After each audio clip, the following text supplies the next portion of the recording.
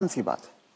तो अब जो आदमी 75 का हो गया, उसने खुद अपनी लंबी उम्र की तैयारी ही नहीं करी, और जब उसने कोई तैयारी खुद नहीं करी है तो उसका परिवार या उसके समाज उनको कैसे तैयारी, वो कैसे तैयारी करेंगे। तो आपका ये कहने का मतलब है कि पहले तो शायद वो 60 साल तक जीता तो बहुत बड़ी बात थी, तो जब तक वो कमा रहा था वो जी रहा था, अब वो 80 साल तक जी रहा है। तो इसके जो परिणाम है वो भी इकोनॉमिक एंगल मुझे समझाइए।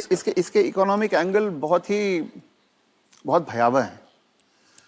आज हिंदुस्तान में 60 साल की उम्र में आपने एक आदमी को रिटायर कर दिया। आदमी को अगर 80 साल तक जीना है तो 20 साल के लिए उसको अपना इंतजाम करना है। उसकी पत्नी 10 साल छोटी है तो 30 साल के लिए पत्नी के लिए इंतजाम करना है।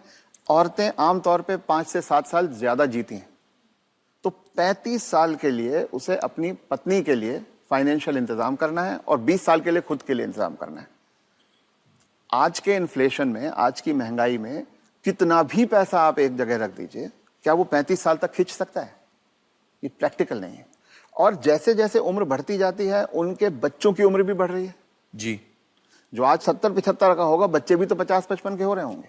वो अपना बुढ़ापा देखेंगे, वो अपनी लड़की की शादी देखेंगे, वो अपने मकान की किस्त चुकाएंगे। तो जो पीढ़ियों के बीच की जो दूरियां हैं वो बढ़ती जाती हैं। ये इकोनॉमिक वजह से बढ़ रही है। इकोनॉमिक वजह से बढ़ रही हैं। तो अब वो जो कॉन्सेप्ट है कि 60 साल की उम्र में हम रिटायर हो जाएं, उससे बाहर निकलना होगा। जब तक शरीर साथ देता है काम करते रहना है और 2 पैसे कमाते रहना है जी। कुछ करके किसी तरह से अपनी आर्थिक स्वतंत्रता को कायम रखना चाहिए, जितने ज्यादा से ज्यादा समय तक हम रख सकते हैं। अपने आप को वोकल रखना भी बहुत ज्यादा जरूरी है।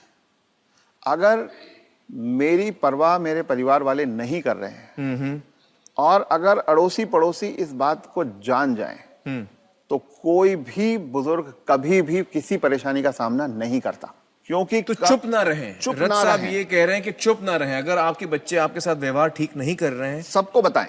तो आप सबको बताएं। जी।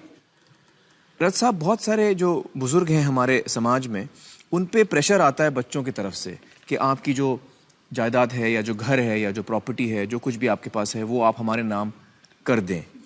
इस पे आप कुछ टिप्पणी देना चाहेंगे?